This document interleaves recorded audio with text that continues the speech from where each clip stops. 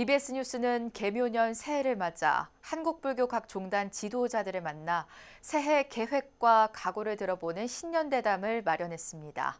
특집 BBS가 만난 사람, 오늘은 세 번째 순서로 관음종 총무원장 법명스님으로부터 올해 주요 사업 계획과 종무행정 기조 등을 들어봤습니다. 전경윤 보도국장이 만났습니다. 예, 스님 안녕하십니까? 네, 오늘은 관음종 총무원장이신 법명 스님을 모셨는데요.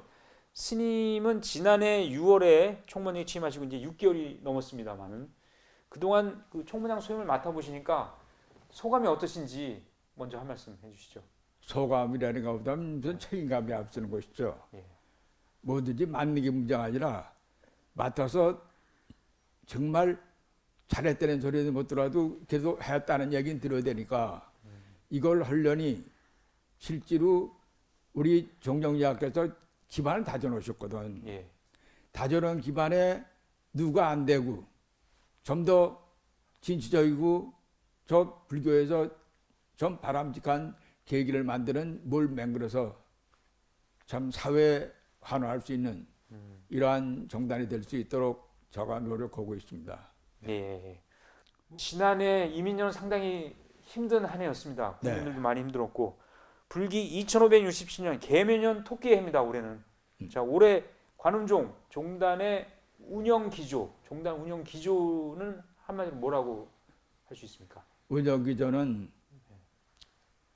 우선 종정리학께서 그런 데를 다져놨으니 이 자체를 좀 더 정말 좀 체계적이고 뭔가 확신적인 뭘 맹글어서 우리 종단이 내실적인 측면에서 좀 내실을 다져서 종단의 개념을 좀 다른 방법으로 한번 이끌어보는 이런 마음을 갖습니다. 네, 새해 관음종에 어떤 여러 가지 계획들이 있을 것 같은데요. 네. 최우선 과제가 있다면 소개해 주시죠. 사실 제 최우선 과제라는 것은 나 혼자 독자로 하는 건 아니겠지만 우리 종단에 어디 똑같지만 도제 양성이 제일 지급해요. 도제가 존재하지 않으면 절은 있을 수 없어. 그러니까 도제 양성을 어떤 방법으로 예나같이 문화대학 같은 거 해가지고는 안 돼갖고 이 자체를 위탁해서 교육을 받는 한이 있더라도 뭔가 도제에 대한 교육을 좀 해줬으면 하는 마음입니다. 네. 도제 교육 아주 네, 중요한 예. 예, 과제죠.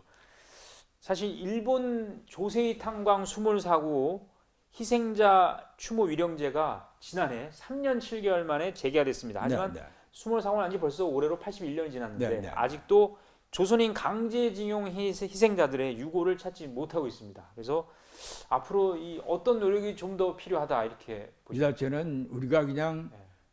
위령제만 지낸다고 되는 게 아니고 그 위령제를 지내는 과정은 사회 경각심을 주는 것이야. 이렇게 우리가 위령제를 지내는 것은 뭘 영가에 대한 긍당성은 뭐 그 기본적인 거지만 그보다는 사회가 우리가 하는 이 자체를 정말 올바로 봐줘서 이분들의 원한을 이분들의 가족에 대한 한을 풀어주는 그 길이 어떤 것이냐. 바로 영가를 수거해가지고 예. 고향으로 보내서 고향에 보내주는 건 이거에 어떻게든지 맹글어보고 그런 생각입니다. 예, 예. 네. 자, 원장 스님은 지난해 국민훈장 동백장을 수상하셨습니다. 그래서 평생을 교종교화 네. 그리고 자비 나눔에 평생 앞장서 오셨고 재소자 포교 소외 이웃을 위한 활동을 아주 활발히 해오셨는데 올해 또 계획이 있으신지요? 말씀해 주시죠. 이제 뭐 나는 아직 나이 90인데 예. 그러니까는 이게 방송에 나갔지만은 한동훈 법무장관이 급질이나 나를 좀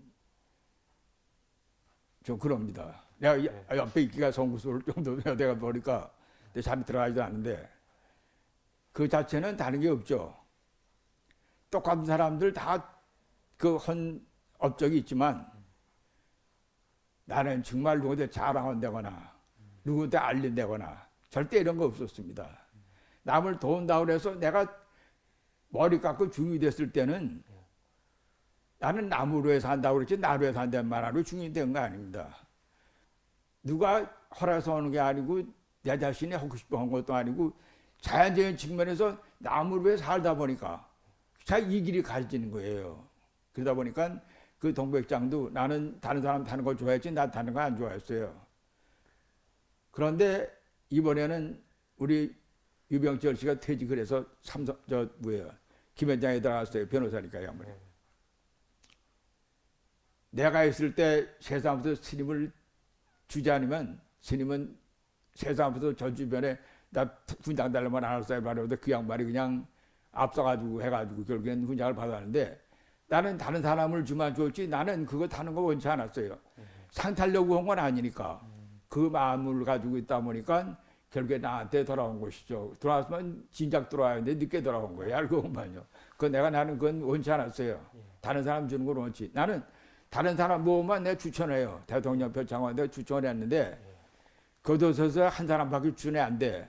근데 대전에서 내가 사무총장을 장정 가기를 대통령이 추천했는데 내가 날 들어가면 안 돼가서 내가 아닙니다 그랬더니 그냥 이 양반이 아니다고 그래가지고 그냥 본부장이 그냥 해가지고 결국에 된 겁니다. 이게 국무회의 통과해야 되는 거예요. 이거요.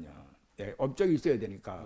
그래서 결국엔 훈장을 탔습니다. 훈장을 타고 보니 더 무거운 거예요. 짐이. 이제 다 알려진 결과가 되고 뭐 소문 다 나는 거니까 이제는 정말 내가 잘해야 되고 더 열심히 해야 되겠다는 이런 마음 세상을 뜰 때까지는 하는 수밖에 없다고 생각하고 살아옵니다.